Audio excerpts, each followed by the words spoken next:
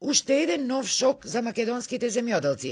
Во најголемиот тек на земјоделските работи, додека се уште ја чекаат ветената помош од петтиот ковид пакет, најавата за поскапувањето на нафтените деривати им ја уништува и последната надеж дека ќе има спас од безизлезот во кој се втурнати. Социјалните мрежи вријат, во маката тие дури и се шегуваат на своја сметка. Тутунот го зедоа без пари, за таа пуста помош од петтиот пакет мумии носеја во собранието за да го изгласаат и не видовме ништо од тоа. И сега, како награда, експресно 3,5 денари од литар нафта. Граѓаните требало да користат велосипед. Океј, утре, кога ќе треба моторчето за наводнување да го наполнам со бензин, што треба да направам? Педали да му ставам? Продавам точак со седвобразден плуг и дрљачи. Со волови и со коњи ке ораат земјоделциве, во 15-тиот век ке се вратат. Се само дел од коментарите на социјалните мрежи. Директните земјоделски производители тврдат дека со вака скапа нафта никој од нив не ке може да си дозволи да се занимава со земјоделство. Современата технологија, современата машина бара гориво.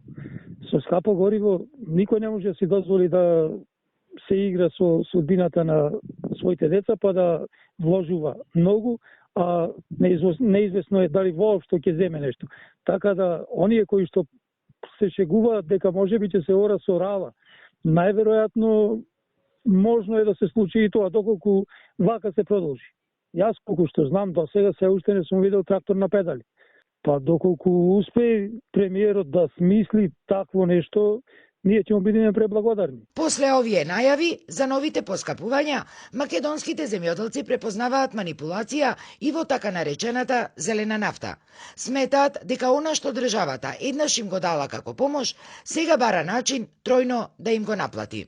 Еднократно давање на било што и да е, а повеќекратно земање од другата страна не е помош, него е чист грабеж.